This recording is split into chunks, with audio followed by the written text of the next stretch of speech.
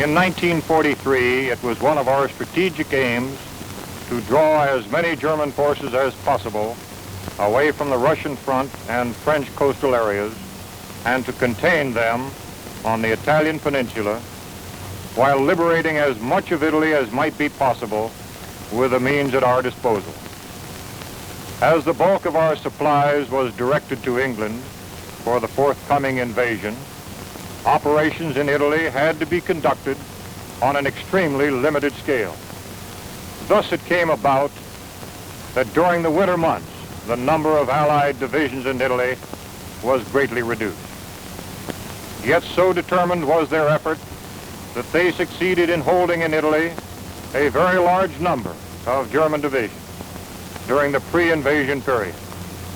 San Pietro in the 5th Army sector was the key to the Liri Valley.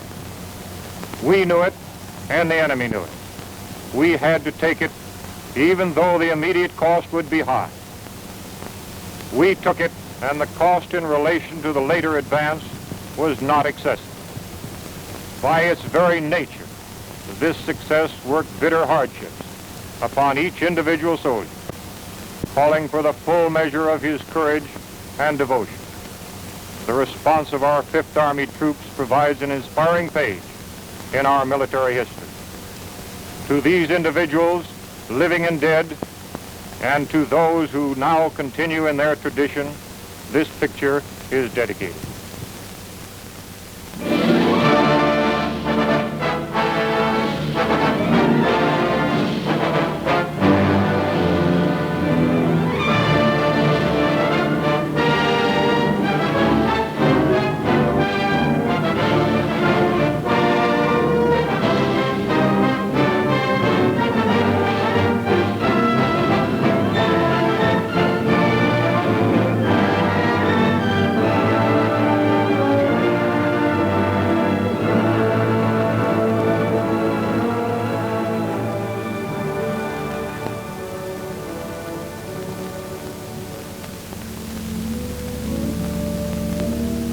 Liri Valley lies in the Italian Midland, some 60 miles northwest of Naples to some 40 miles southeast of Rome. A wide, flat corridor enclosed between 4 walls of mountains. In winter, the highest peaks of the Liri Range ascend into the snows, but the valley floor with its olive groves and ancient vines, its crops of wheat and corn, is green the year around. That is, in normal times.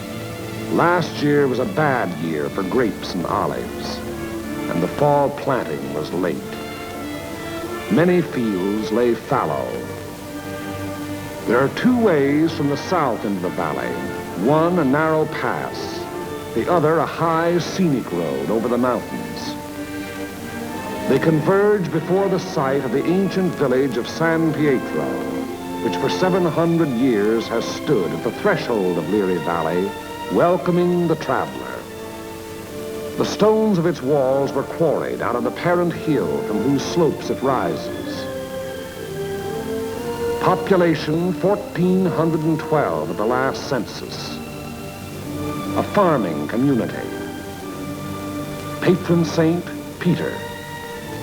Point of interest, St. Peter's, 1438. Note, interesting treatment of chancel.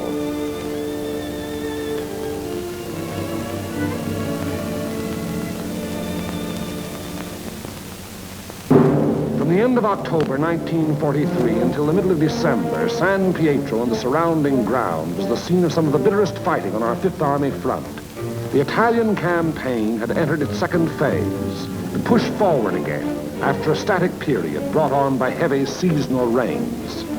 Our battle lines were haphazard as the terrain itself, with its flood-swollen rivers that twisted back and forth across our line of march so that each river seemed like 5. And where there was no river to cross, a mountain blocked our going, each peak ahead being a few meters higher than the last we had won, so that each new peak had to be fought for, the hard, uphill way, with the enemy looking down our throats. They had had time to fortify and camouflage their positions. No amount of artillery fire or aerial bombardment could force them to withdraw. That was for the infantry to do, employing those weapons that confine and destroy life in narrow trenches, caves, and fighting holes. It was up to the man with the rifle, the man under fire from all weapons, the man whose way all our weapons, land, air, and sea, serve only to prepare. It was up to the foot soldier to attack a hidden enemy over ground that was sown with mines, the anti-personnel S-mines that fly up at a footfall to explode beneath the groin. Nowhere along the entire front were enemy preparations more elaborate than in the San Pietro area. For San Pietro stands at the threshold of Liri Valley, and through Liri Valley, wide and level, runs the most highly prized length of road south of Rome. By early December, we had taken and were holding high ground to the northeast, east, and south of San Pietro, the Camino Maggiore hill mass being last to fall. An Italian brigade under Allied command had made a vain attempt to capture Mount Lungo, possession of which would have acted greatly to our benefit in the impending action.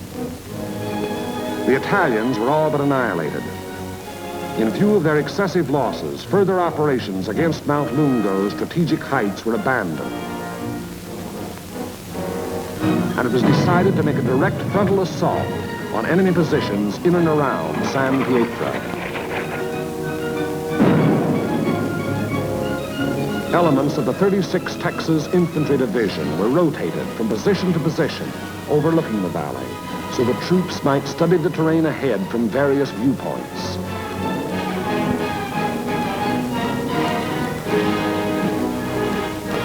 Patrol activity was continuous.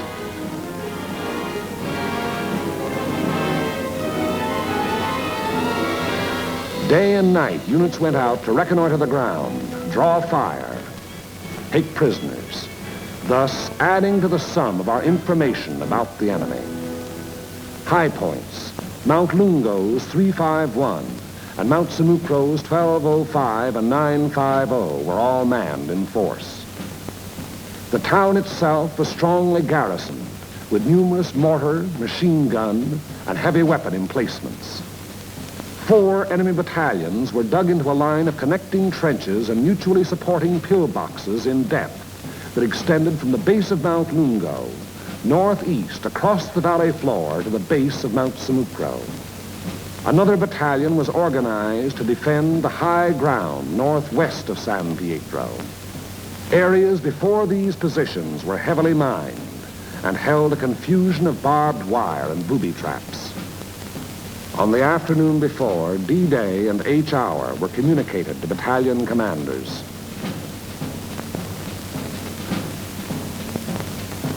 December 8th, at 0620 hours, the 1st Battalion of the 143rd Infantry Regiment to attack the summit of 1205, having moved up the mountain under cover of darkness, and upon achieving its objective to attack along the ridge to a point northwest of San Pietro.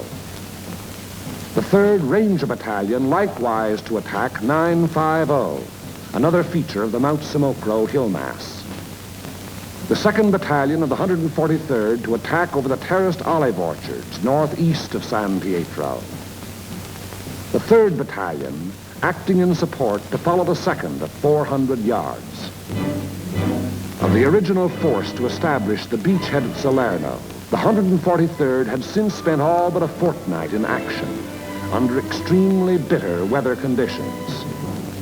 At Salerno, at the Volturno crossing, it had taken mortal punishment. The task ahead promised no less bloodshed, yet it was undertaken in good spirits and high confidence. The 1st Battalion began the long, rugged climb up Mount Simucro.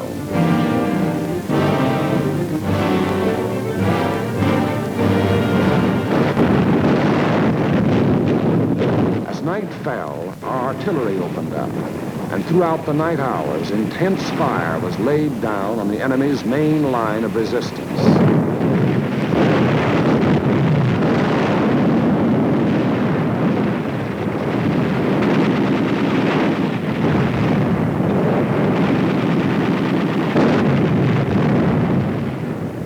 It had rained most of the night, and it was raining at each hour when the 2nd and 3rd Battalions crossed the line of departure.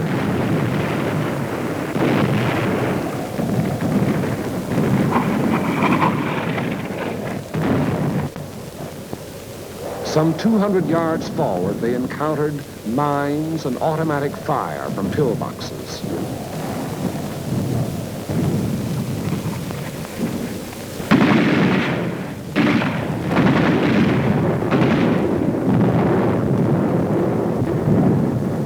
Mortar and artillery were deadly accurate by reason of excellent enemy observation from Mount Lunga, overlooking our advance, which continued another 200 to 400 yards.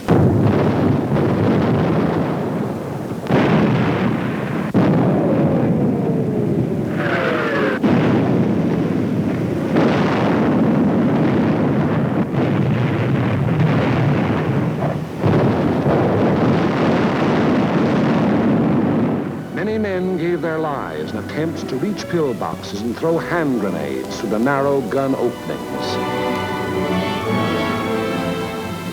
The 3rd Battalion was committed.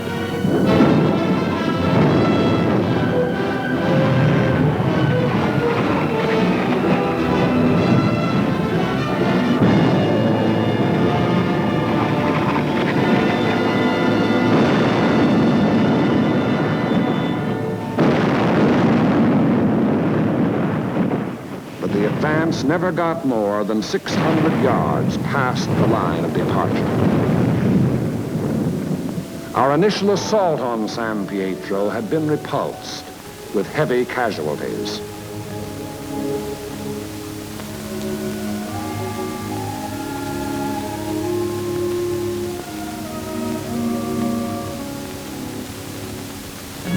The attack on Hill 1205, however, was a brilliant success.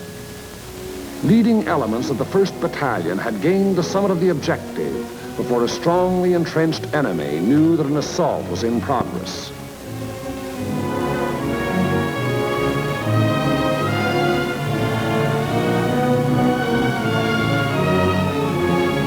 To the right of 1205, the 3rd Ranger Battalion had also captured its objective, but only after successive attacks and costly casualties.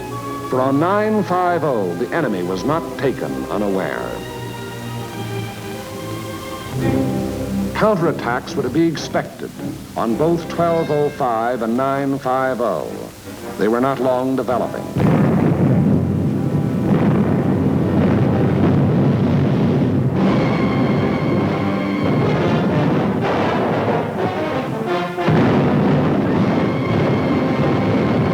The first was launched during the early daylight hours, and even as it was beaten off, another took form.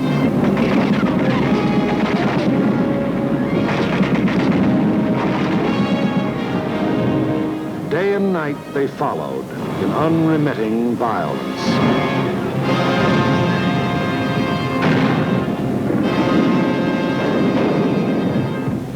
The toll of enemy dead mounted with each new attempt.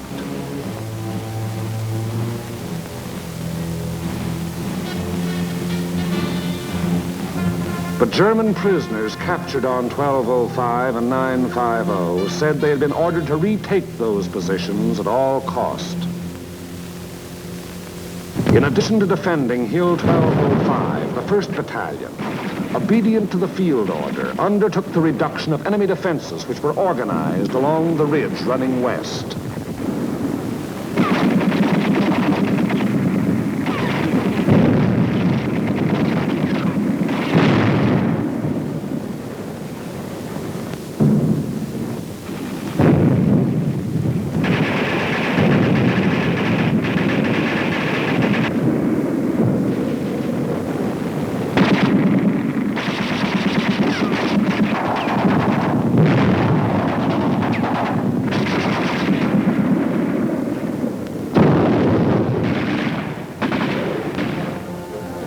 On the 12th of December, the 1st Battalion was reinforced by the 504th Parachute Battalion, which took over and maintained the defenses of 1205 and 950. thereby enabling the 1st Battalion to throw its entire remaining strength into the assault along the ridge.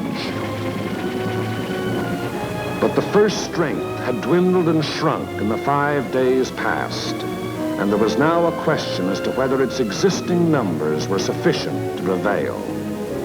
Reports during the night of the 14th of December stated that the enemy was offering bitter resistance and that the issue was in grave doubt.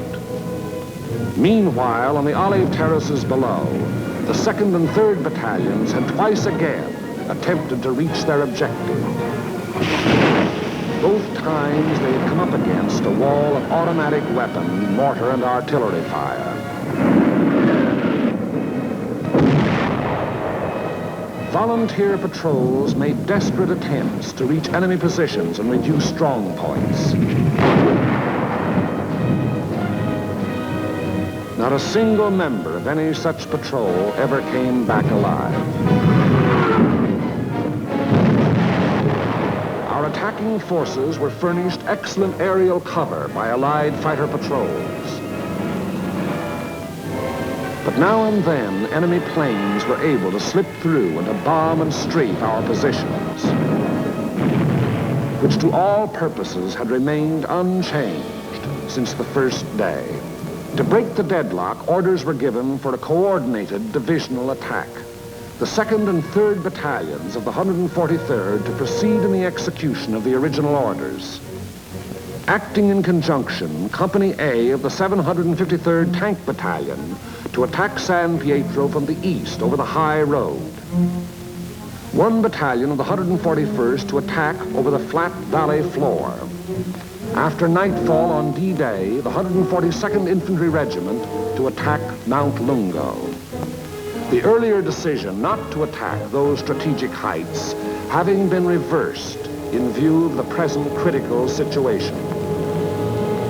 In preparation for the attack, all 5th Army artillery within range, including tanks and all tracks, was directed against San Pietro and the surrounding area.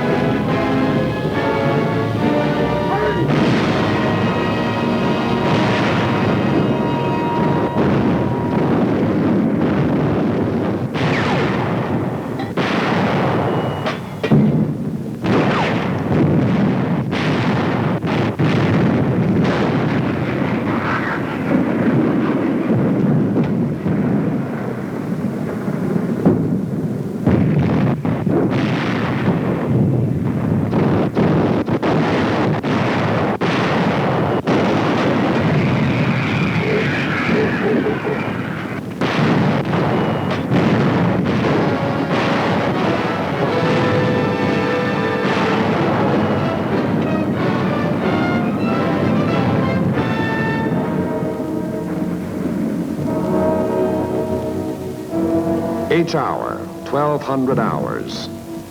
D-Day, the 15th of December.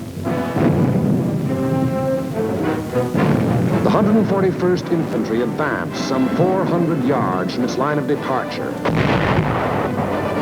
to be borne down and held powerless under the weight of enemy fire.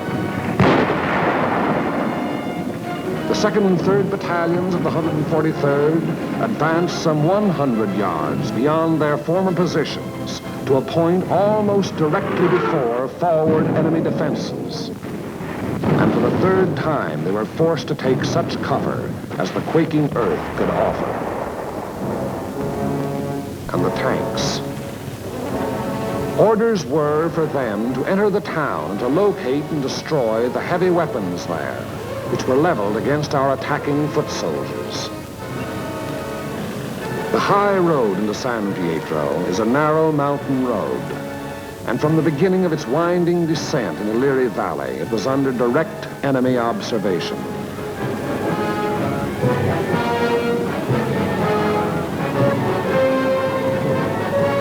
"16 tanks started down that road. 3 reached the outskirts of the town.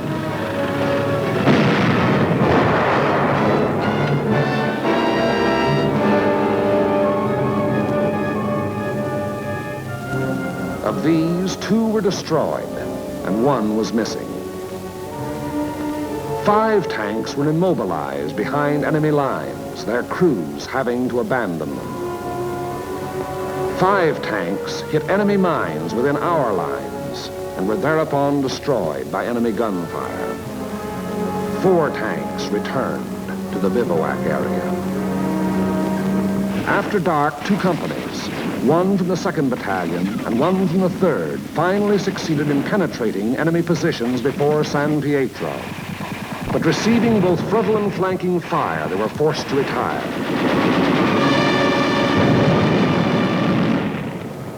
Company E having been reduced in strength to a handful of riflemen, and Company L faring little better.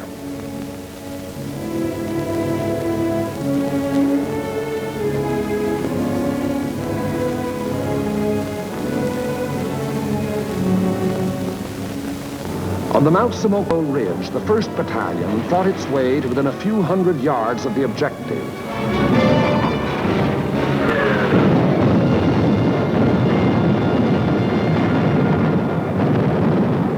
But it had paid for ground gained at the rate of a man a yard, and it did not have strength to carry the fight any further forward. On Mount Lungo, however, despite bitter resistance, battalions of the 142nd in successive waves kept pushing upwards until, in the early daylight hours of the 16th of December, its foot soldiers had gained the summit and were wiping up what remained of a stubborn enemy. And that height proved to be a key position in the enemy plan of defense, for even as Mount Lungo fell, the enemy throughout the San Pietro area made preparations to withdraw. Almost invariably, the enemy will counterattack to cover a withdrawal. The first violent thrust was delivered within a few hours.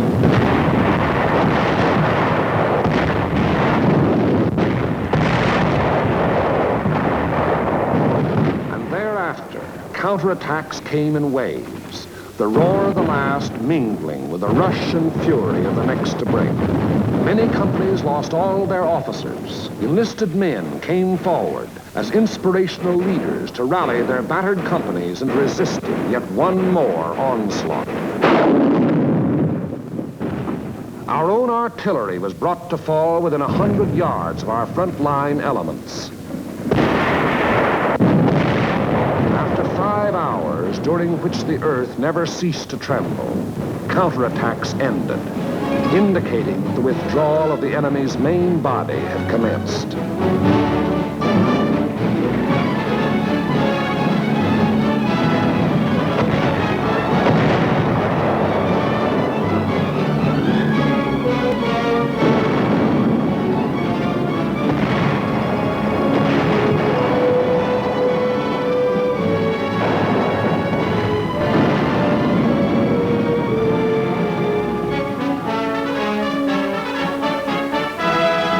In an effort to maintain contact with the enemy, our patrols immediately pushed ahead.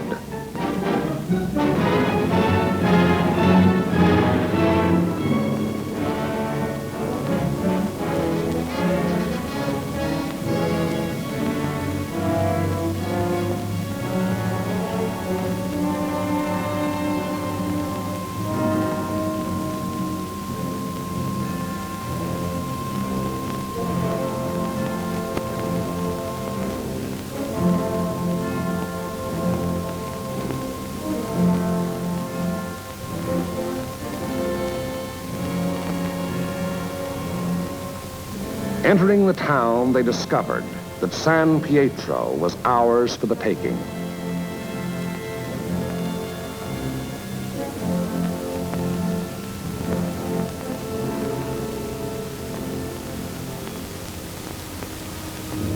The 2nd and 3rd Battalions, less than a rifle company in strength, weary to death who were alive, stumbled forward past San Pietro to consolidate gains and re-establish contact with the enemy, now taking up new positions some 5 kilometers beyond.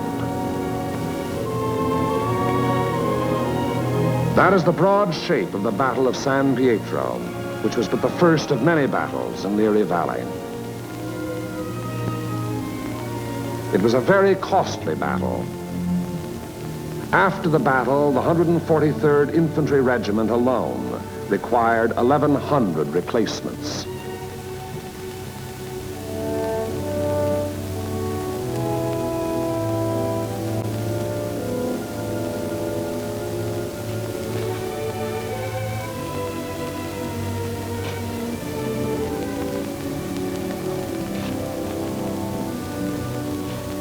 The lives lost were precious lives to their country, to their loved ones, and to the men themselves.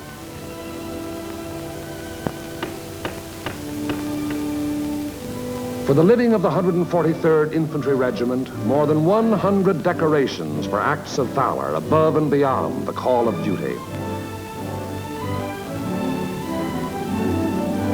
Many among these you see alive here have since joined the ranks of their brothers in arms who fell at San Pietro. For ahead lay San Vittore and the Rapido River and Cassino, and beyond Cassino more rivers and more mountains and more towns, more San Pietros, greater or lesser, 1,000 more. As the battle passed over and beyond San Pietro, westward, townspeople began to appear, coming out of their caves in the mountains where they had stayed in hiding during the enemy occupation. They were mostly old people and children.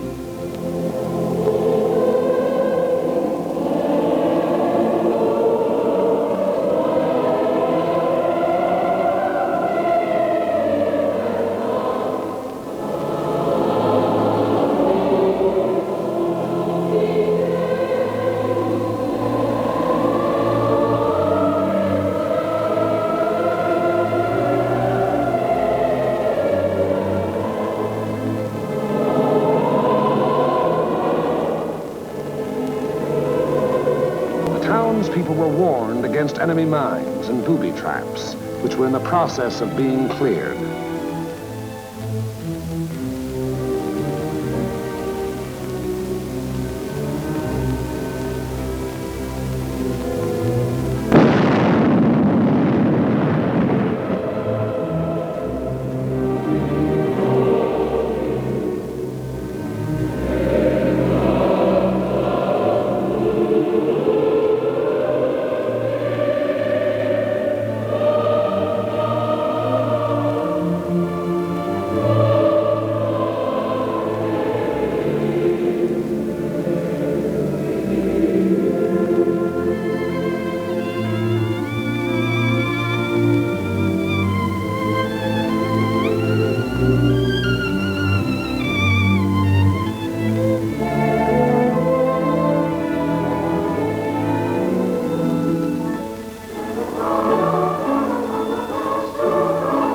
Children are able to forget quickly. Yesterday they wept. Today there are smiles and even laughter.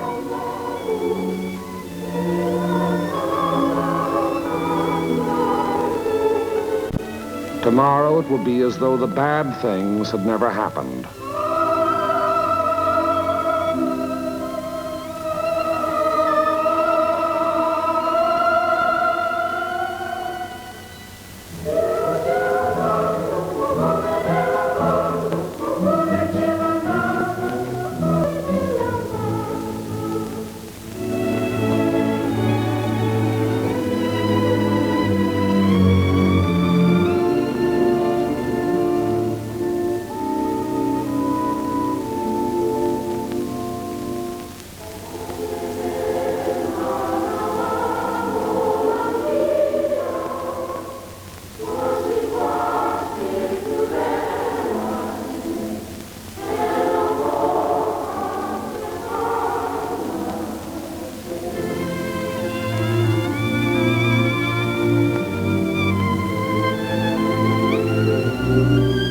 Living was resumed in San Pietro.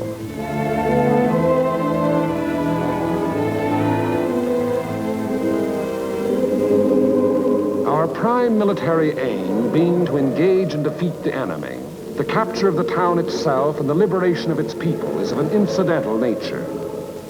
But the people in their military innocence look upon us solely as their deliverers. It was to free them and their farmlands that we came.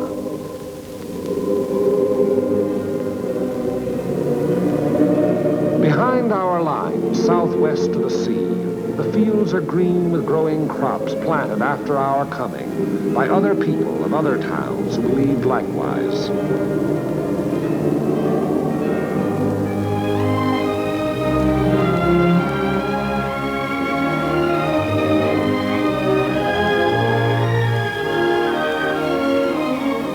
The new won earth at San Pietro was plowed and sown. It should yield a good harvest this year.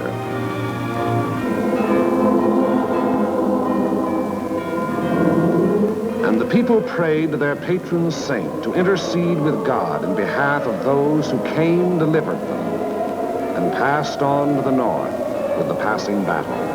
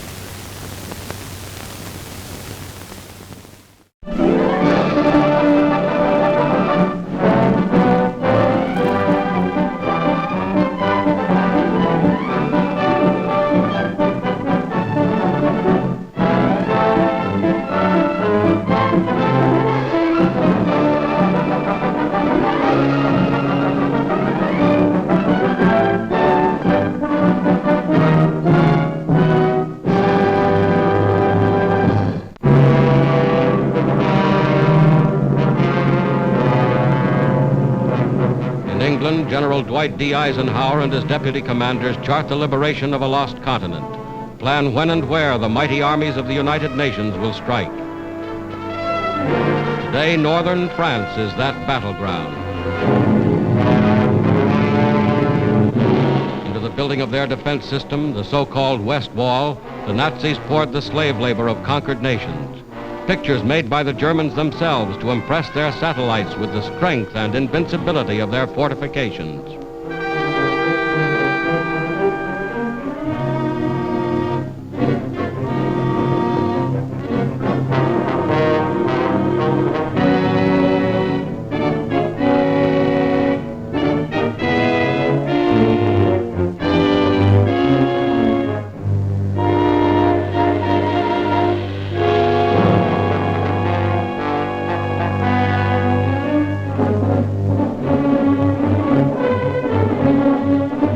Within steel and concrete emplacements, 4 years in the making, the Germans have amassed every known weapon of defense. Whether those weapons are enough to stop the Allied onslaught will be proven in the struggle that lies ahead.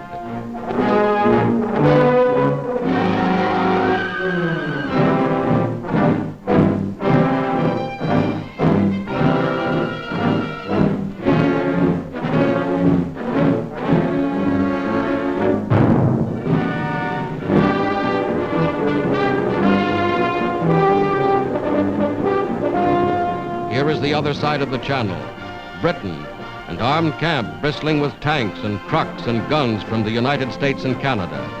Here is the fruition of 4 years of planning and production. Here is a glimpse of England as the Allied armies awaited D-Day.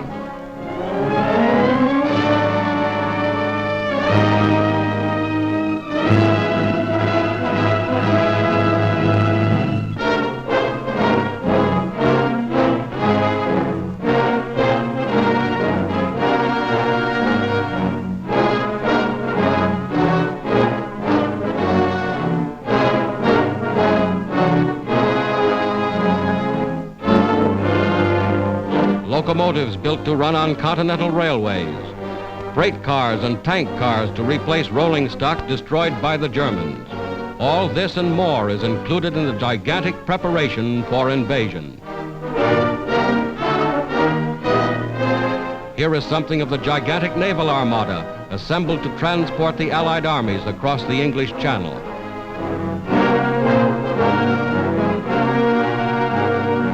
Here is something of the ingenuity of Allied engineers. Assault boats and invasion barges launched directly from the decks of the ships that brought them to England.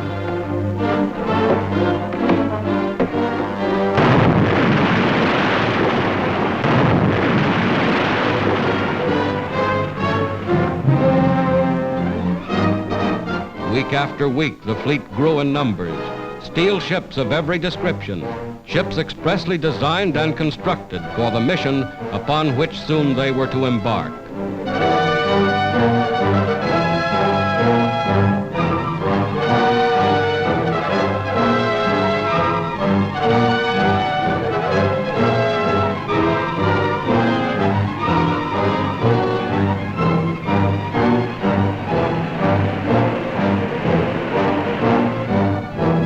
Nothing was left to chance.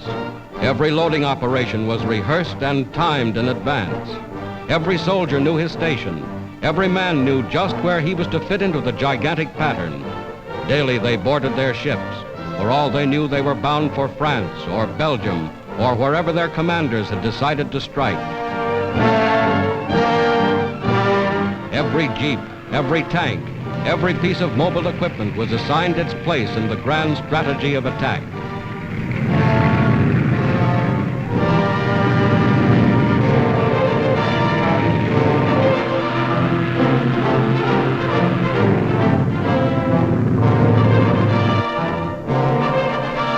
Then on the 5th day of June, 1944, just as you see them here, a fleet of more than 4,000 ships put out from England. This was D-Day, 4th anniversary of the Battle of Dunkirk, and the Allied armies were striking back.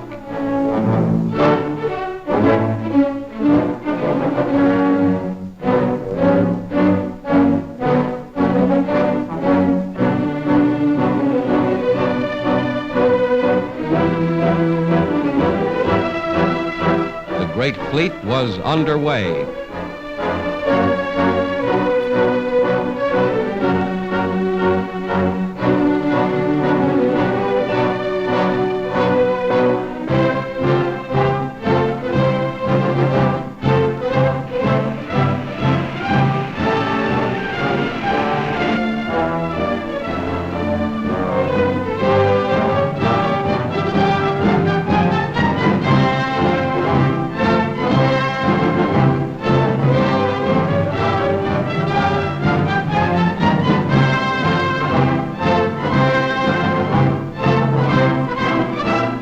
Morning of June 6th, this was the battleground. Fierce fighting around Caen. Vast squadrons of bombers and transports led the way. More than 11,000 planes spearheading the attack. Paratroopers landed in Normandy behind the coastal defenses. Landings made with timing and precision, perfected only through scores of rehearsals like this.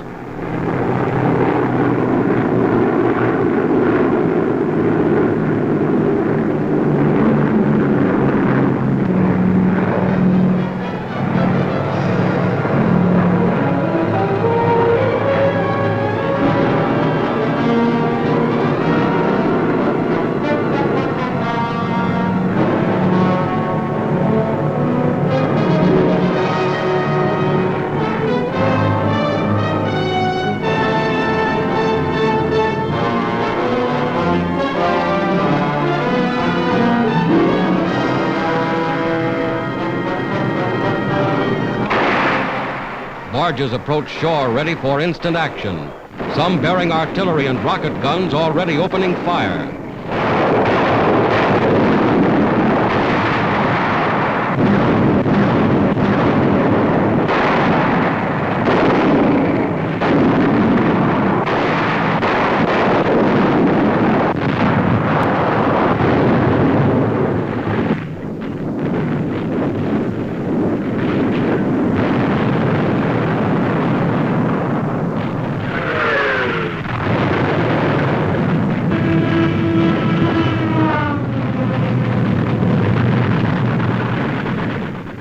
Today, just as in these scenes, the armies of the United Nations have made their first landings on the soil of Western Europe. Another of the great decisive battles of world history has been joined. This is the day for which free people long have waited. This is D-Day.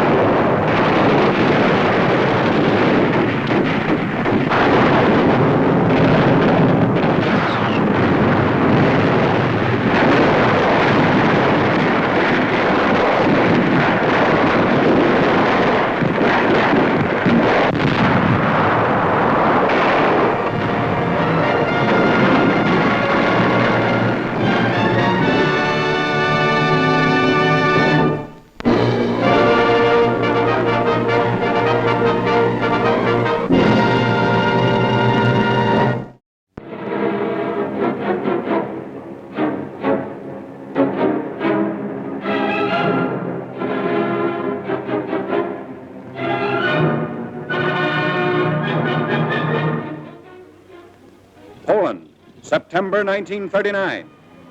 The German foe begins its ruthless march of conquest and sets the stage for World War II. Poland's 34 million inhabitants, crushed, scattered, and enslaved. Tens of thousands of square miles of territory shrink before the movement of lightning armored columns. Poland and the world learn the meaning of a grim new word, blitzkrieg.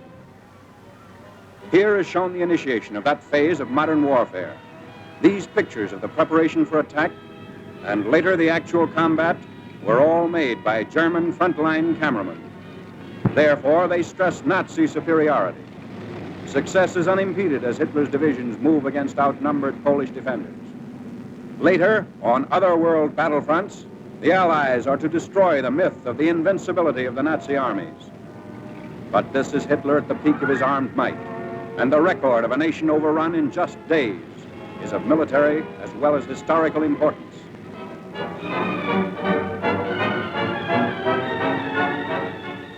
The spark is set off in the free city of Danzig. Nazi secret agents had long plotted the revolt against law and order. Germany called it liberation. The world knew that Danzig represented the ignition of the European powder keg, the excuse for Hitler's hordes to begin their destructive campaign of conquest. Here is the historic last stand of Danzig's loyal defenders. They're entrenched in the city's post office and under repeated fire of Nazi-trained militiamen.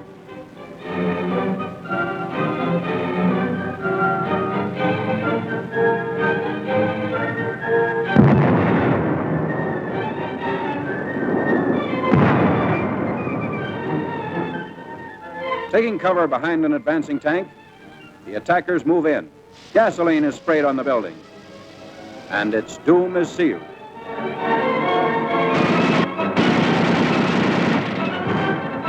On September 1st, Danzig is incorporated into the Reich, and all Europe is aflame. World War II is a reality. Nazi regulars move up.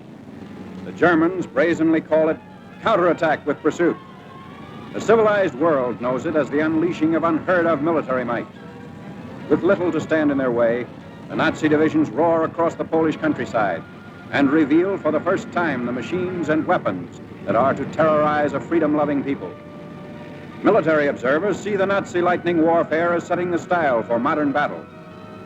Only a well-devised counter-blitz can stem the flanking and pincer movements of the wily Germans. The motorcycles bring up machine gunners for the opening of the attack.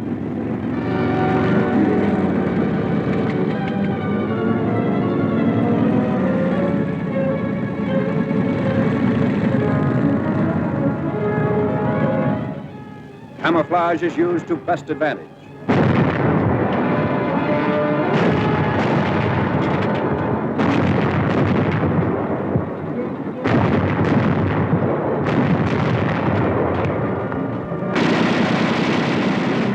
Tanks speed the advance as a Polish town is about to fall.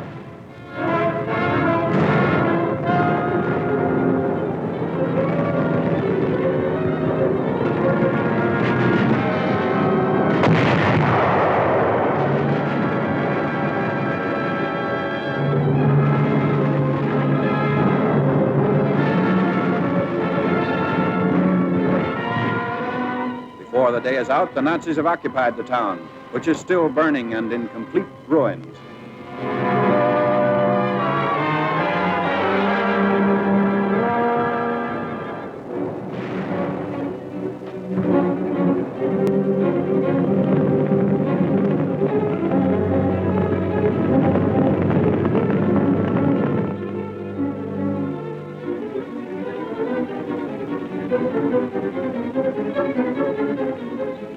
Wrecked equipment testifies to the Polish rout. There's no halt in the wrecked town. The military timetable calls for the rushing up of troops for more blitz attacks. The German strategy is to isolate Polish forces as quickly as possible. So the Nazi columns move according to prearranged schedule. 30 to 37 miles per day is the German claim.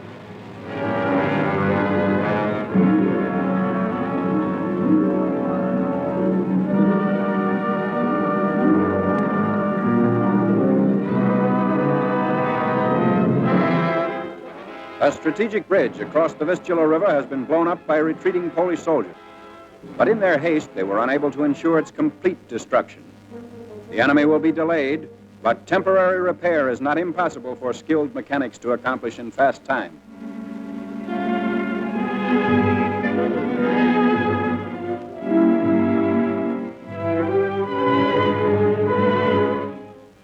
A German sapper detachment sent ahead of the fighting unit goes to work. These men are trained to construct emergency roads as well as bridges.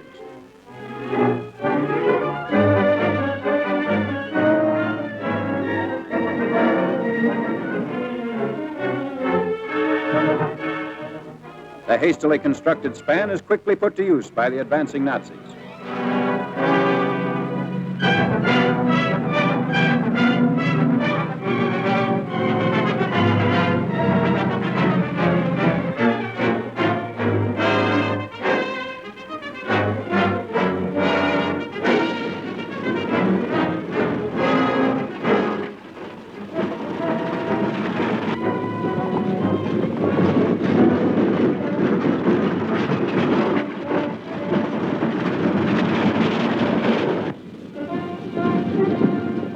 Many units don't even wait for the repairs. When bridges are scarce, shallow waters are forded.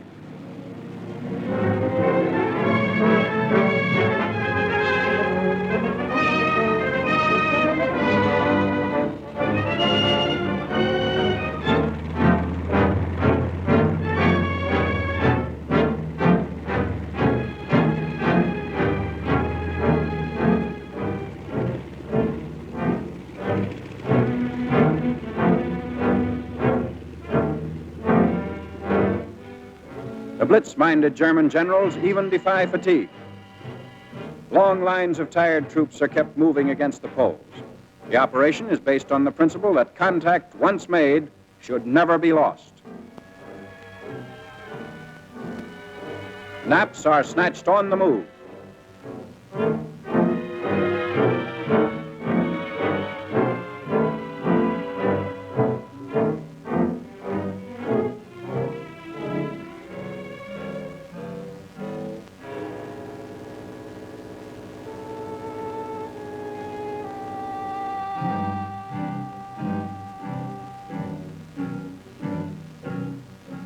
Complete halt comes only during the lull between battle movements.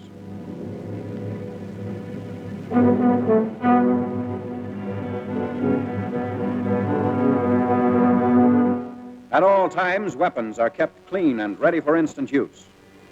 This enemy of ours has mastered every technique necessary to the maintenance of efficient fighting contingents.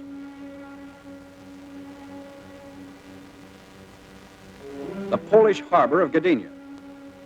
For the defense of this vital seaport, the Poles have sunk ships to block the entrance of German warships.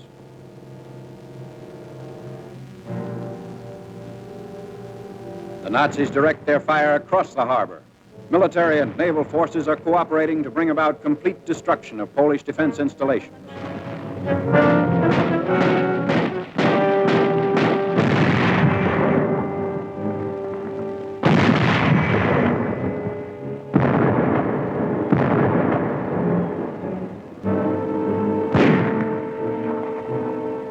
After a thorough bombardment, the outnumbered garrison of Gdynia surrenders.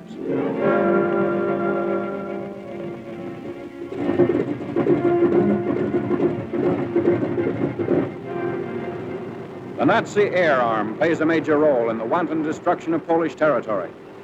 The method is now a familiar one. First, reconnaissance planes go aloft to secure valuable photographic data. The aerial pictures will show the movement and position of Polish troops, and also the undefended sectors that will supply easy targets for Nazi bombs.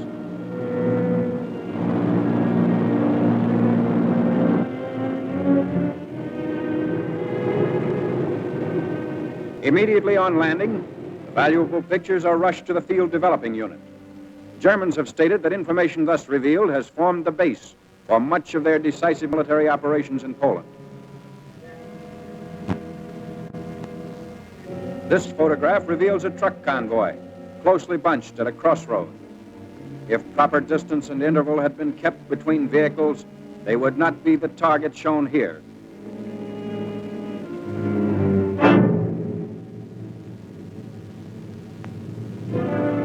Ground and Air Force raids are worked out with greater unity through the use of the aerial photographs.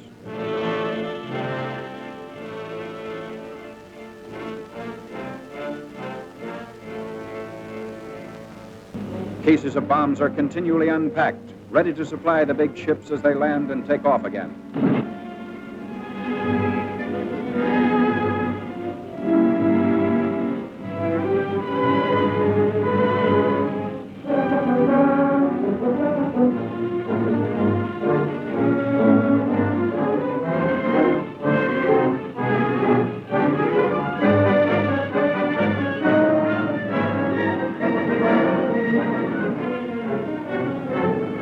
Wave after wave of destructive aircraft leaves the field. They are assigned to swarm ahead of the land armies and destroy complete fortifications, batteries, marching troops, railway junctions, and important highway links.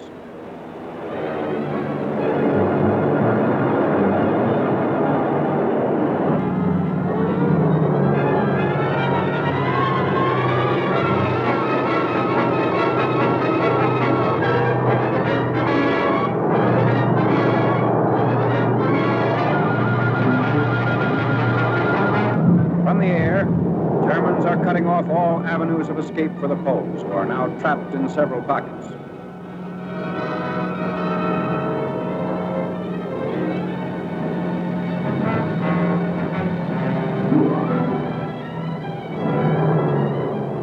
A Stuka dive bomber attacks an important railway junction. He swoops down thousands of feet before releasing his bombs.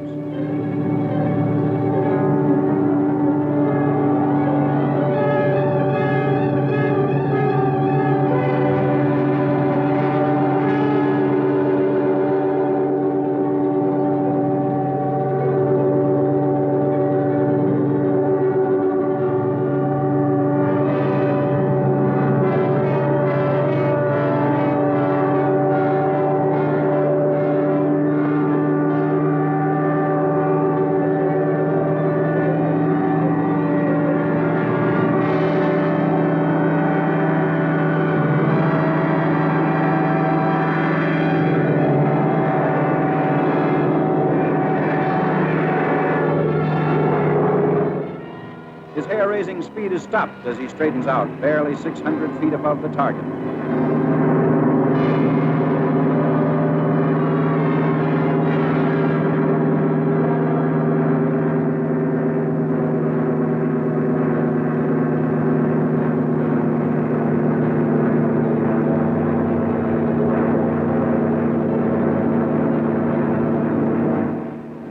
Polish anti-aircraft fire is not sufficient to hold off this winged enemy.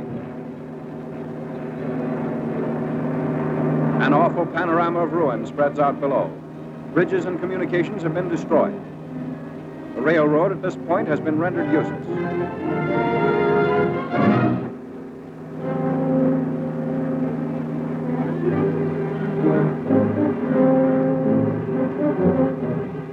Nazi bombs also knock out the heavy armored cars which the Polish army had hoped would see effective action against the enemy.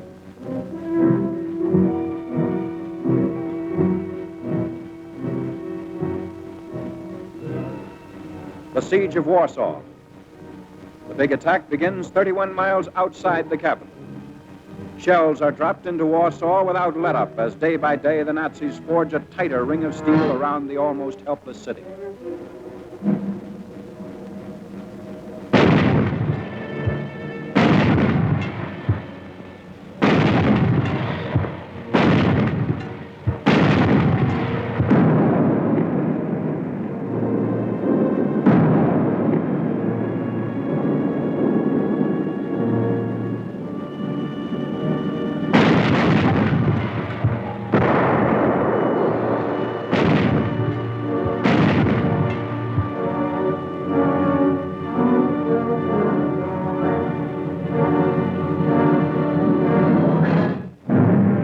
Hundreds of fires in the city send up huge clouds of smoke.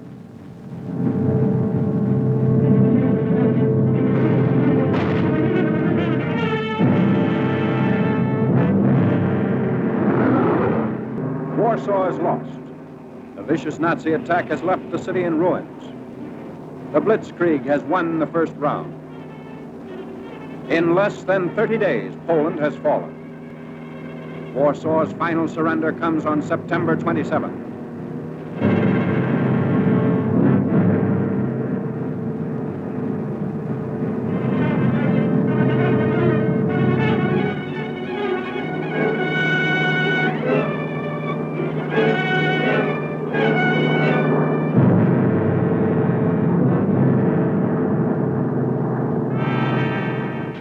Even as the last shot is fired, the first of the conquerors are already within the city's boundaries.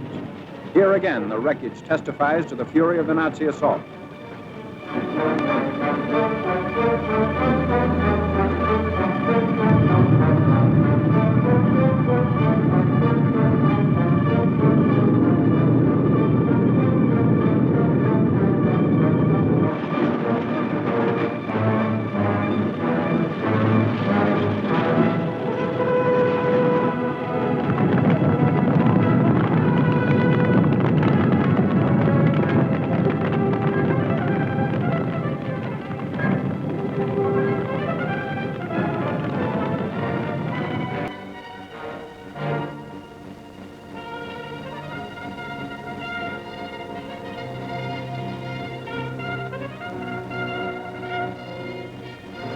The occupation of Warsaw by the enemy is now complete. The Poles have fought bravely against this foe, but were overwhelmed by the sheer superiority of numbers and fighting equipment. Polish defenders come up to surrender their arms. Germans claim sizable quantities of guns and ammunition taken throughout the country. There was no time for the Poles to destroy their weapons. So quickly did the Nazis move in and dominate each position.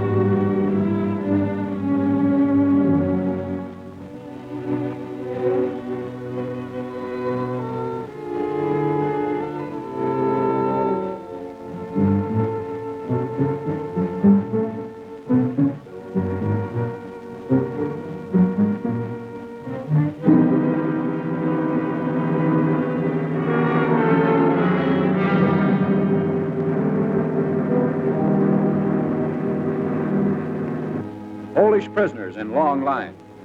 500,000 is the estimated total figure.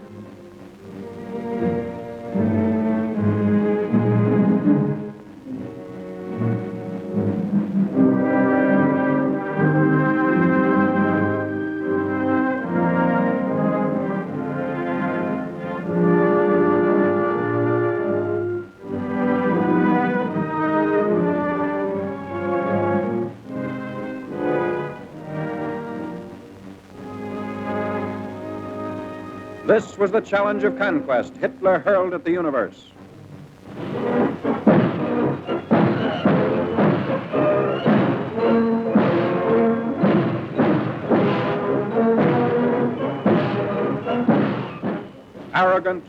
trained, the Nazis marched through Warsaw's streets. The world was permitted to view this display of military pomp and expected to bow before Germany's might. But the events of years following Poland's setback were to tell another story. The Allies are fighting to prove that these goose-stepping legions are not supermen, that the events of September 1939 shall never happen again.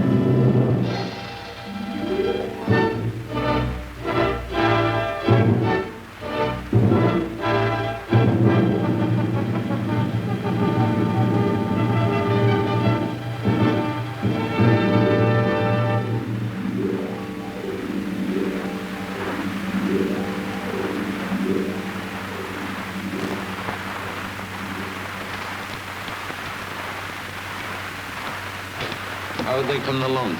Well, not too bad. Quarter decent negative. Rightio. Get them along to the squadron leader as soon as they're done. All right. Prints from the last sortie, sir. Thank you. What are they like? Very good, sir. Thank you very much. That's fine. This looks pretty good. I really think we have got something this time. Donald, would you get me the Flyhouse file, please? Certainly, sir. You know, this is most interesting. They've done a most tremendous amount here. It's a colossal installation now.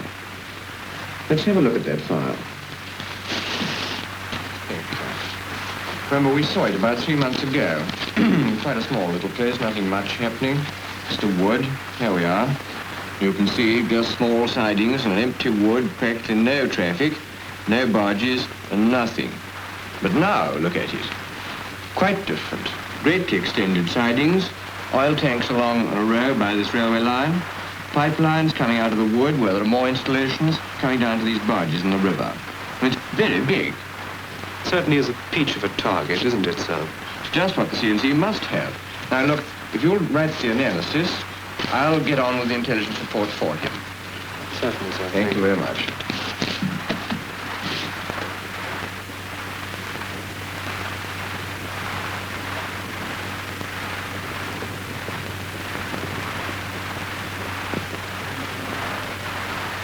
Good morning. The Met Officer confirms the good weather forecast for tonight, sir. Right, then we'll go ahead with our maximum effort. Controller, warn all groups to carry out Operation K tonight. Yes, sir. The thing here I think you ought to see, sir. Yes? Bomber command to all groups. Targets for tonight. Maximum effort tonight. Town 434, Germany. Target naval docks and barracks. Let's go and have a look at the map. Controller, get me AOC 33 group. Yes, sir. That's the spot, sir. Yeah. You're through to AOC 33 group, sir. Thank you, Maitland. I've just been looking at the photographs of Freihausen. They confirm exactly what we thought. I want you to divert one squadron on this target tonight. An experienced squadron which will go in low. That's it.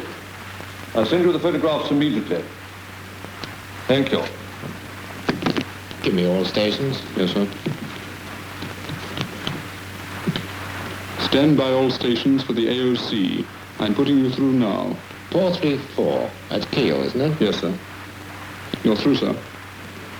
Maximum effort tonight on Kiel. Objective, naval docks and barracks. I want every available aircraft on this target.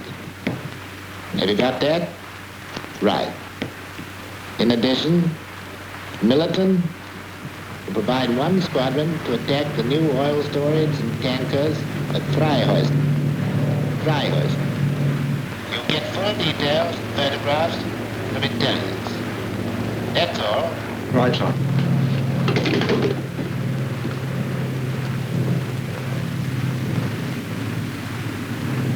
Get me the intelligence room, please. Ask the wing commander to come in. Yes, sir. Hello, intelligence room. The group captain wants you. Yes, sir. Freihausen, sir? It's on the Rhine, sir. It's the old man, Jimmy. Yes, sir? Yes, sir. It's on the right bank. About 15 miles north of Freiburg, in the Black Forest. What I want is target information. The latest target maps. Any recent photographs showing the new oil tanks and storage. Briefing is at 14:30 hours. Got it? Very good, sir. That's our objective, briefing at 2:30. That? What's it got that Ham hasn't got?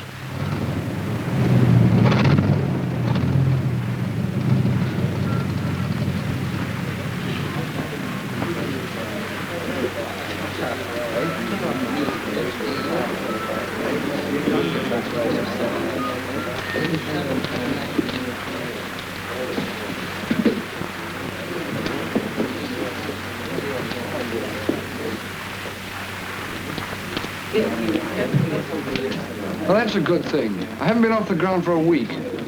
It's all very well for you. I had a party tonight. Well, that saved your headache. Thank you very much. That's a fine thing. That's the second time in for nuts has been washed out. You were a better navigator, you'd go oftener. Listen, Jock, who was it didn't know whether over Hanover or Hampton Court? That's a joke. Joke my eye.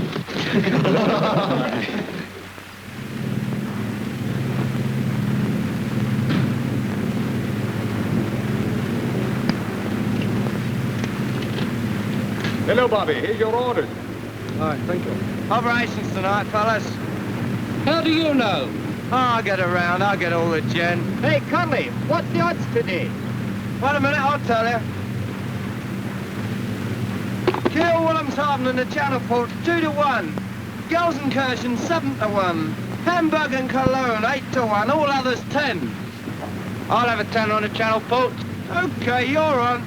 You can see it's a reasonable target to spot, seeing that we've got the moonlight and these water landmarks. But anyway, I shall send your two best men first with incendiaries. In that case, I'll send in Phillips and Anderson first. They're my two best. Yes, that'll do very well. The rest had better have AG. These tanks look as though they've got heavy concrete tops. And it's no good trying to draw their fire. They won't open up on you until they're sure you've found the target. No, I don't suppose they will, sir. There's bound to be an awful lot of stuff around there. There always is around that type of target. It's mostly light flak at that.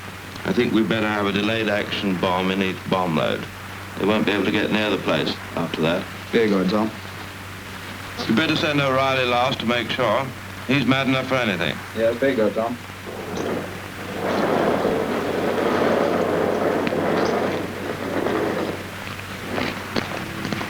What's up? Morning, Corporal. Here's today's orders. A and B flights to be operational. C for Charlie and R for Robert incendiaries. Rest 4 500s and 1,000 pounder. What time take off, sir? Around 7:30. Oh, and there's a camera on you for Uncle. That'll mean a flash bomb. Very good.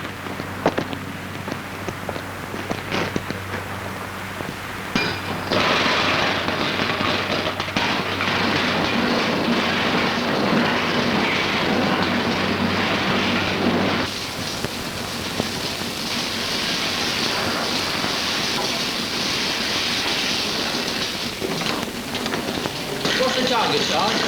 Just me, boy, I don't know. Have those barrels for F for Freddy gone over here? They've gone over, Sarge. Okay. Which turret do these gun barrels go, Jimmy? Front or rear? They're for the rear turret, Phil. I'll be down in a minute. Okay. 131.6, 19.6. 131.5, 18.5. Wind is 22 miles an hour, 309 degrees. Visibility 12 miles, 3/10 of cumulus cloud at 3,000 feet. Right. Come in. Morning, Wilson. Good morning, sir. Here's the information about tonight's target. Good. Have we got sufficient dope on it, do you think? Oh, I think plenty with the photographs. Good. Right, well, I'll see you at the briefing this afternoon, then. Yes, sir.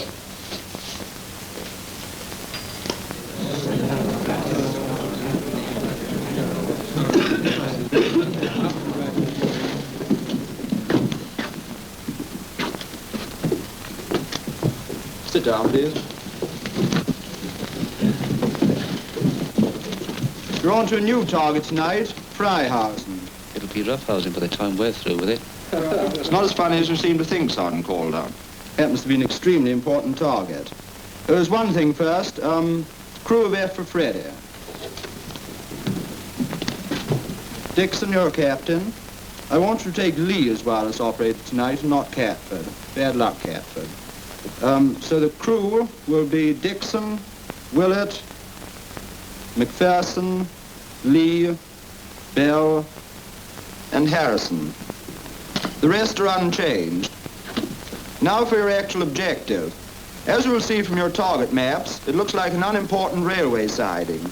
In actual fact, as you will see from photographs, it's the site of a large oil dump. It's very well hidden amongst the trees, but there shouldn't be very much difficulty in finding the position. And your job tonight, my lads, is to find it and destroy it. Now Squad Leader Wilson will describe the target to you, and I'll say some more afterwards. Put out the lights.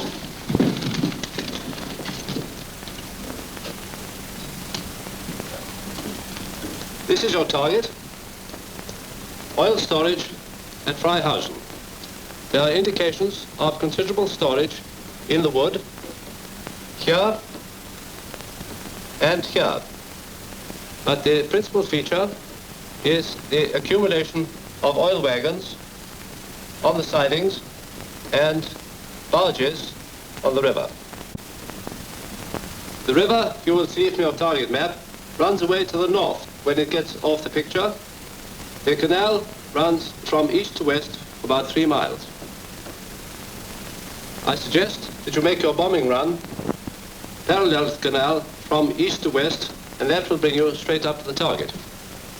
Other landmarks are the railway to the south of the canal with the bridge over the river half a mile south of the target. You can get your target maps from the clerk outside the door afterwards.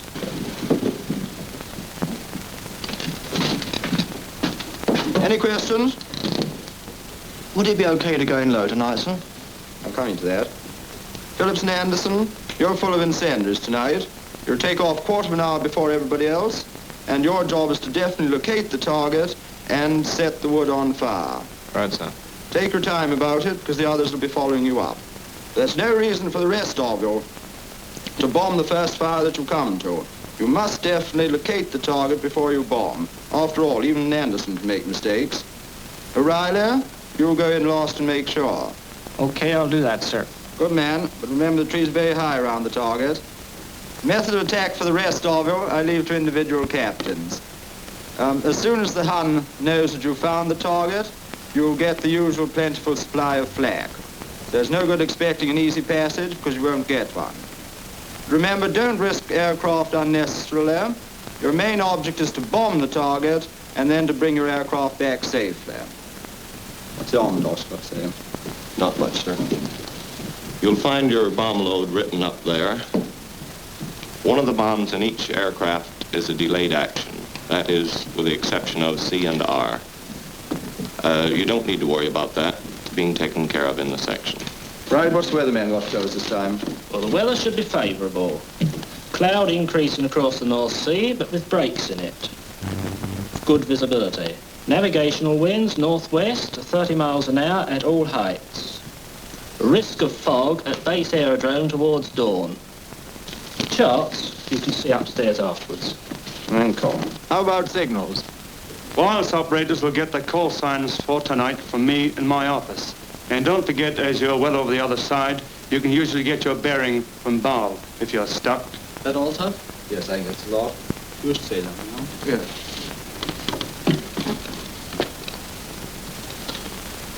Well, chaps, no doubt about it, we've got a good one for tonight. It should be fairly easy to find, and with those water landmarks and the light, you should manage a good run up. Go in and flatten it, and good luck to you.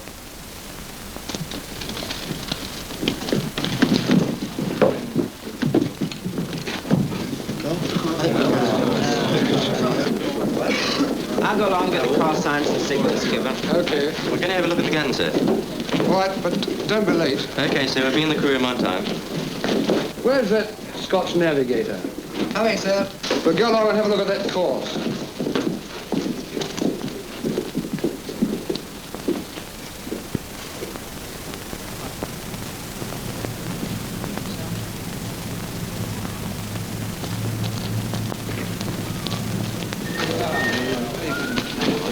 Oh, just the man I want. You owe me half a crown. Mind it. Listen, I can't pay my mess bill, let alone you. Well, neither can I. So... All right. See me after the trip. Righto. You would remember that. Hey, some klutz pinched my boots. Come on, pull your finger out. Where's my boots? Thank you. We had the heck of a party. You may see a big cone of searchlights over here. But I shouldn't let it worry you. What did you do? Ooh, being a gentleman, I turned the other cheek. It's a bit hefty, isn't it? She is. Oh, I see. And we'll probably see our other lads giving the channel ports a bashing. But on the whole, we'll probably have a pretty clear run right into the target. I'll give you a good long run up, and you'll have plenty of time to see the target. There'll be no need for a dummy run. Yes, okay. All from F for Freddy here? I'm here anyway. Here, sir. I'm here, Skipper. Okay, sir. Okay, sir. Well, that's a change anyway.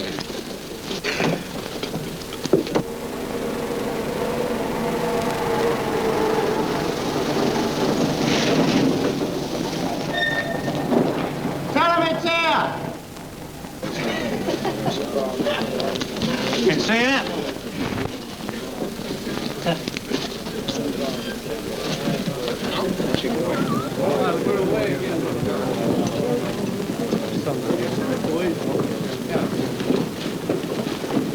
my God, where's my helmet? Where the devil's my helmet? Ah, there you are.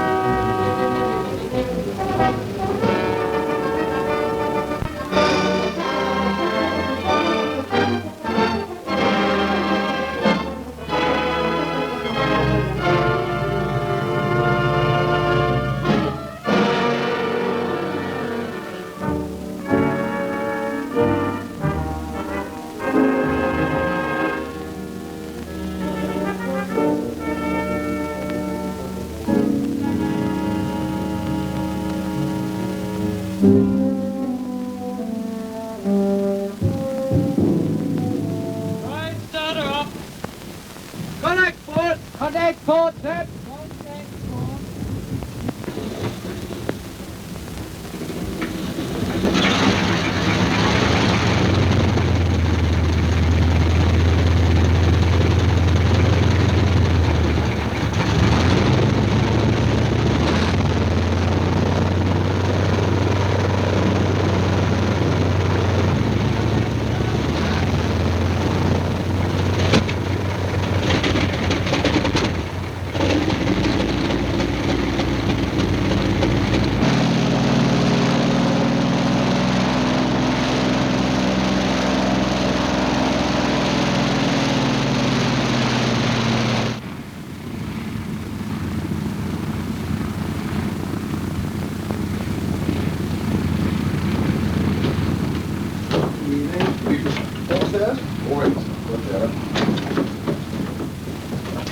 Anybody come through yet? No, not yet. Not yet. Right. There you go. Right, translate, please. Hello, control. Hello, control. Path calling. Are you receiving me? Over. Hello, flare path. Control answering. I am receiving you well. Over. Right, translate, please. Okay.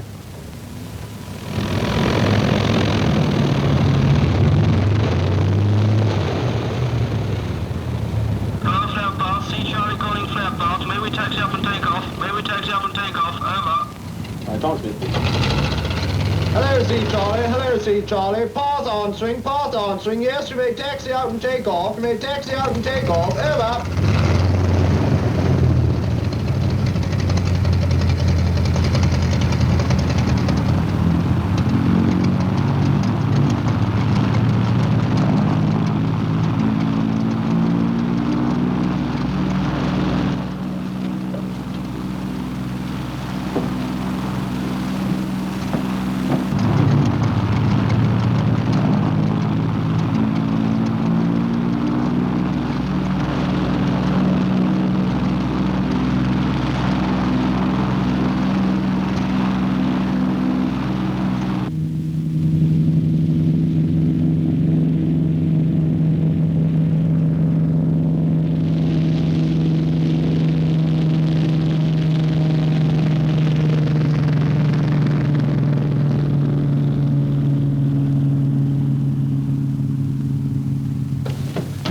C for Charlie, airborne, sir.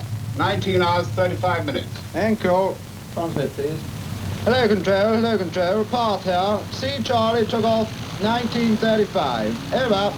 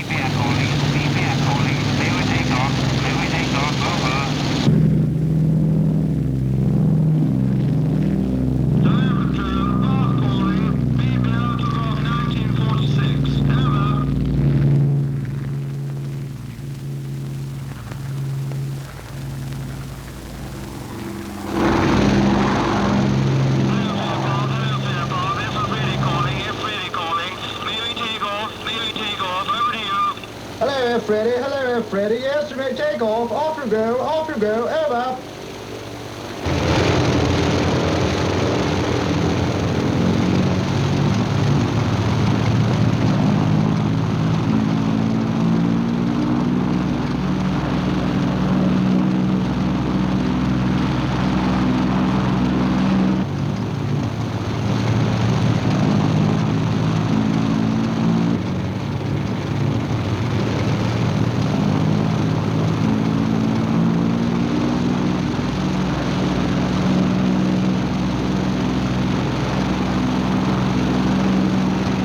Okay, chaps, here we go.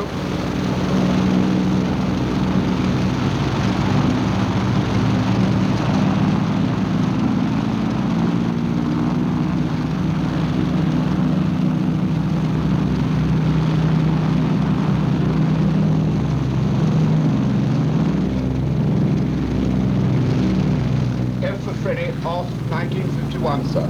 Encore.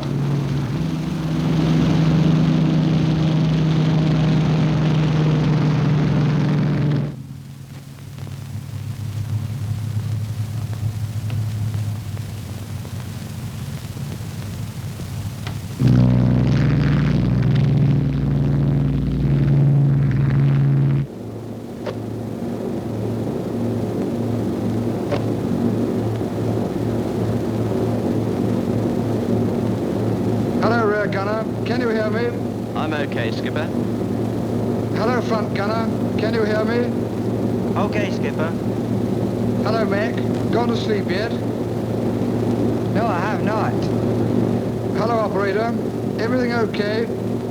Well, it seems to be all here, sir. Hello, second pilot. Ready to do some oil pumping? That's all the second pilot's for. Well, that's all right. Freihausen, here we come.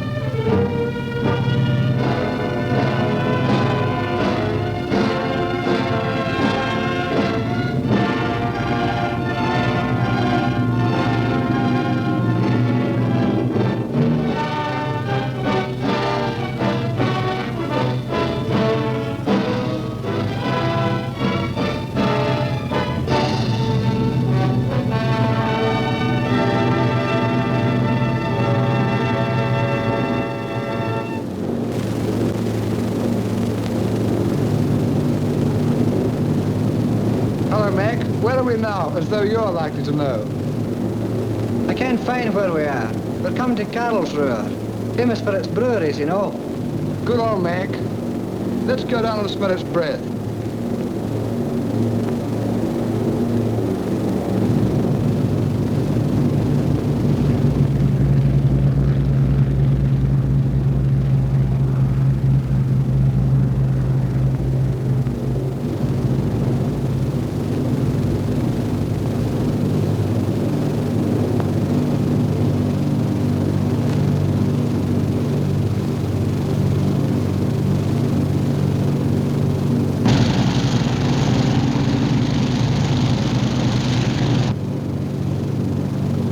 Hello, everybody. Let me know if you see anything.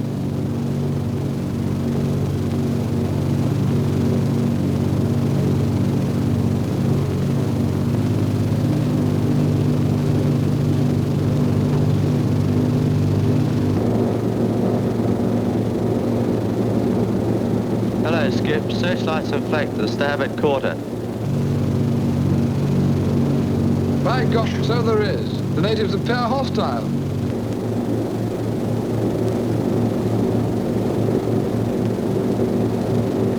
Hello, Skipper. The target's about 50 miles upriver. I suggest we make a sweep and approach it down the river. We'll see the canal better then. Over to you. Okay.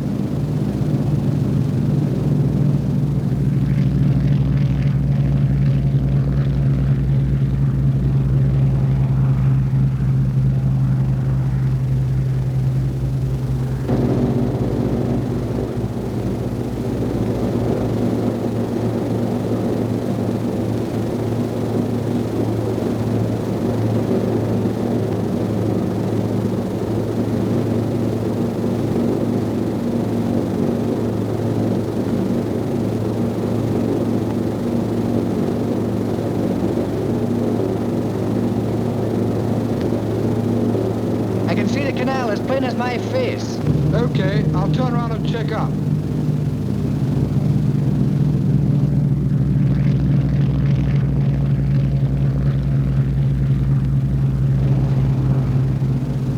Any signs of life? Not a thing, Skip. I wonder where Andy is. He was going to light us in. There go the incendiaries. Alarm! Achtung! Help! 3 Viertel! Help! 3 Viertel! Horizont 31! Horizont 31! Wendung 3,5! Wendung 3,5! Feuer!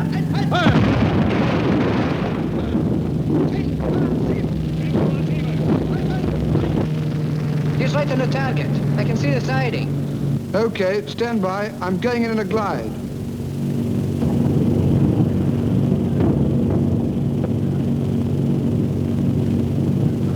Can I strafe the flag, Skipper? Yes, okay.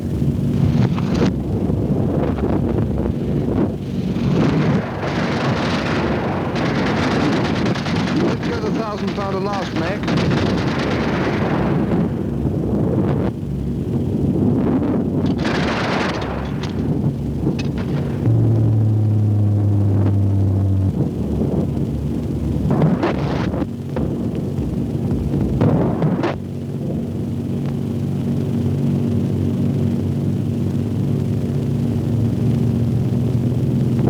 Open. Bomb doors open. Left, left. Steady. Right. Steady. Steady at that.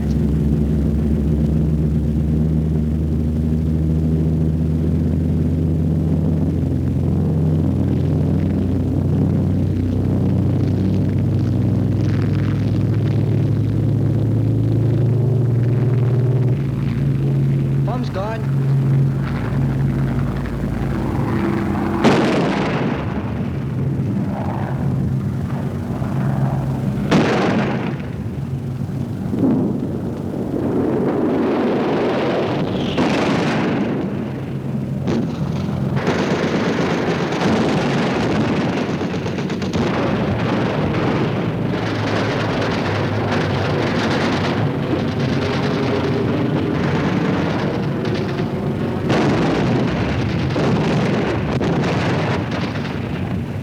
Bullseye with the last one. Good man. Bag of nuts or a cigar? Oh, I think I'll just have a sandwich.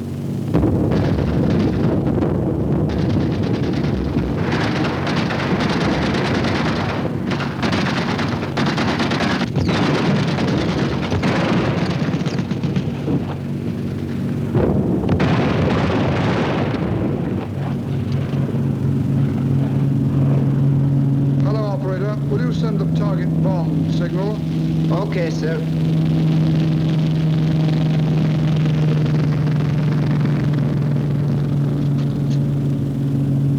Fire!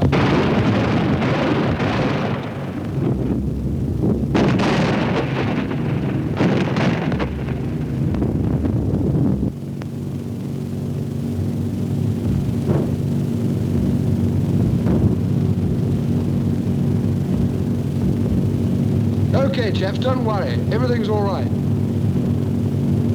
Anybody hurt? The wireless operators clocked it. Badly? No, I don't think so. Only in the leg. Okay, you take her over, Willow.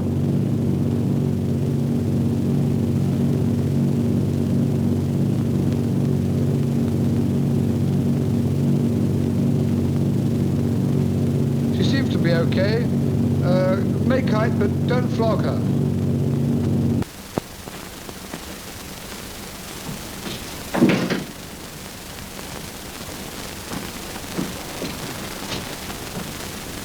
An interrupted message map for Predator. Is this all we've got? Yes, sir. It suddenly stopped after giving the target bomb signal. Oh, all right.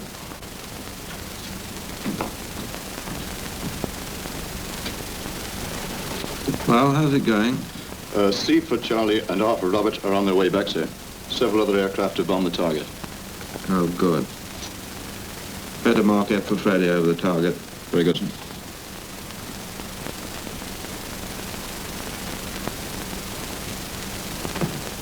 Hello, seen this? Not so good, Tom. Might be wireless failure, perhaps. Let's hope so.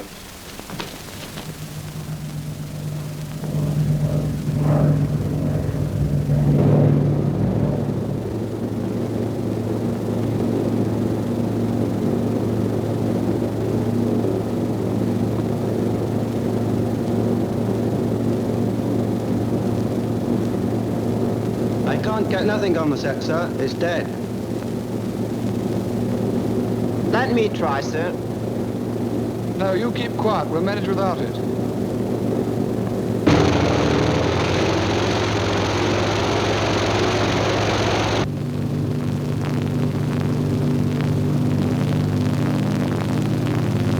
I say, Skipper, here a moment.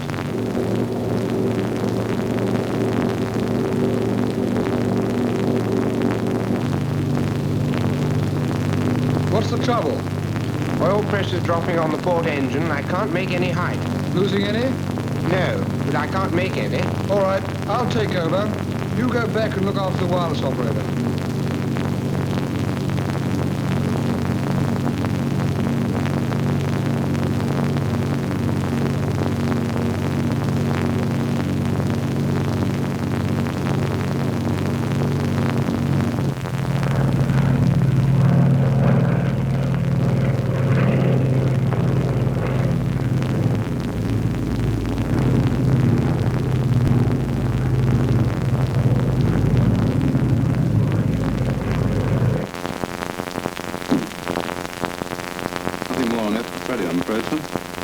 Radio's getting a bit late.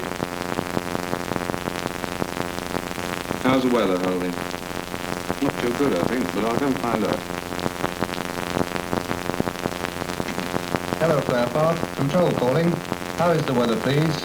Over.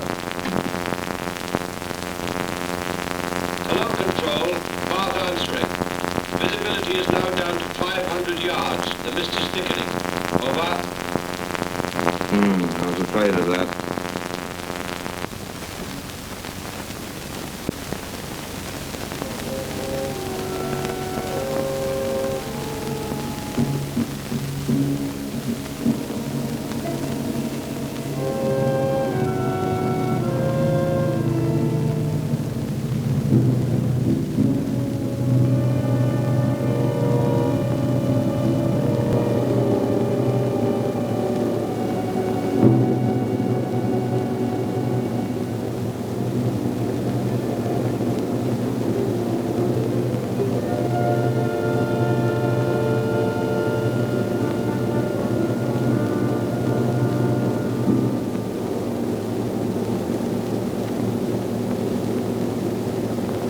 Hello, Skipper. I've got a sight. We're about halfway to Harwich. Okay, if I can keep her from losing any more height, then Bob's your uncle. Don't forget about our balloons, Mac. Don't worry, I'll not forget the balloons. And how's the invalid? Oh, he's fine, but feeling awful cold. It's the shock, I expect. I had the same when I fell off my bike.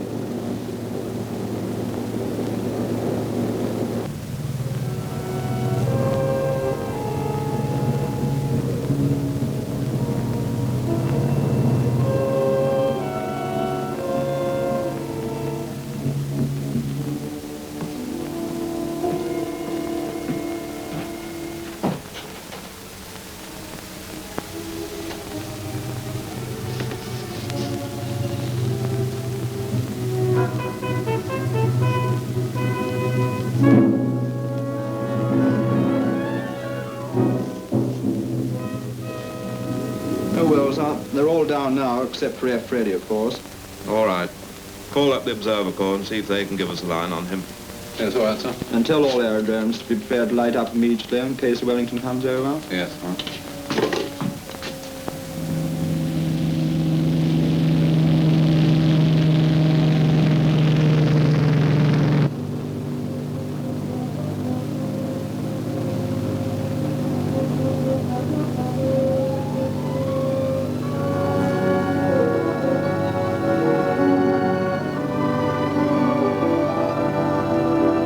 That, gentlemen, is good old England. And I must say, I'm glad to see it. Do you see what I see, Skipper? And what do you see, my young Scottish friend? Fog. Dirty, yellow, stinking fog.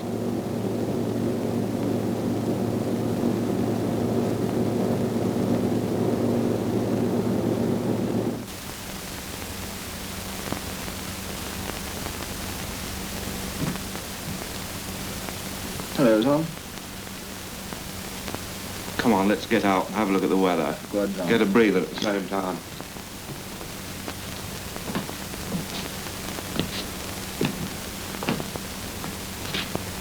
Hell's bells, just look at this muck.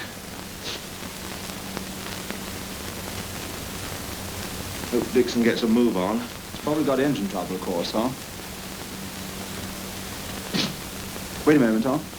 Is that an aircraft? Bless them all! Stop, you bograt! Stand still!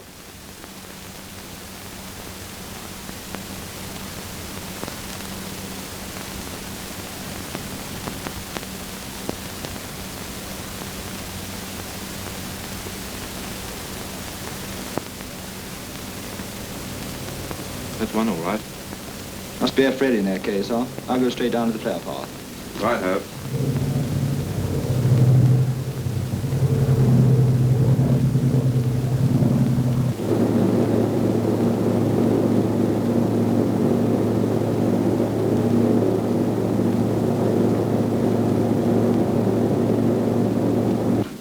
All right, I'll take it, right?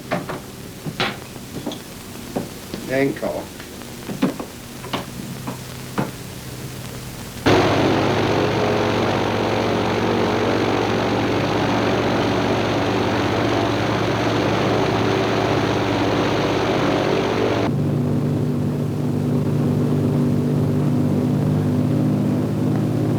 Pay attention, everybody.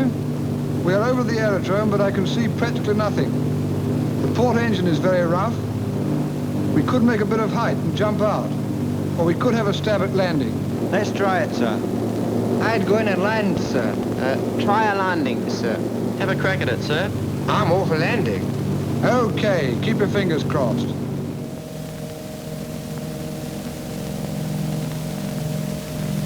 Coming in now, sir. Right, put the floodlight on, quickly. Right, sir. Put the jump light on.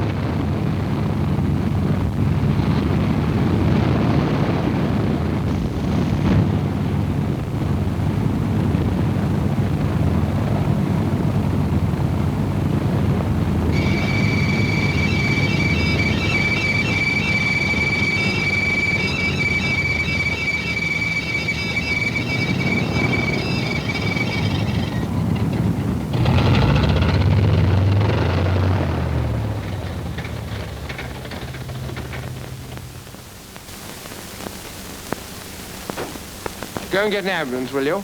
The operator's copped it. Come in, Dixon. I hear you made a nice landing.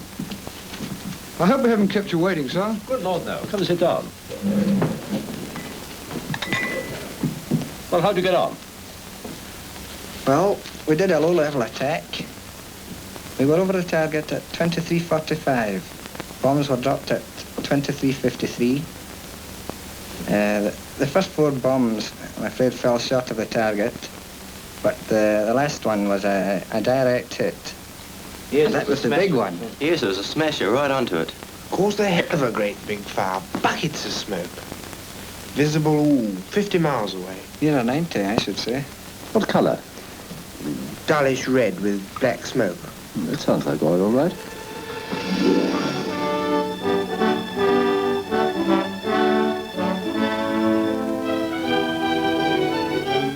I'm afraid I didn't see very much. I was rather busy at the time. Right. Well, that seems to be all. Good show. Good night. Good night.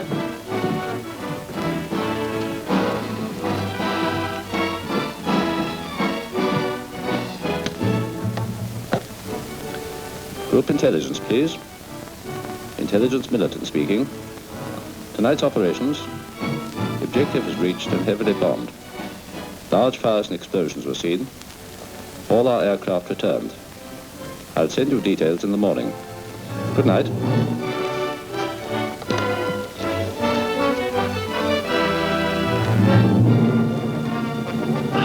Well, old boy, how about some bacon and eggs?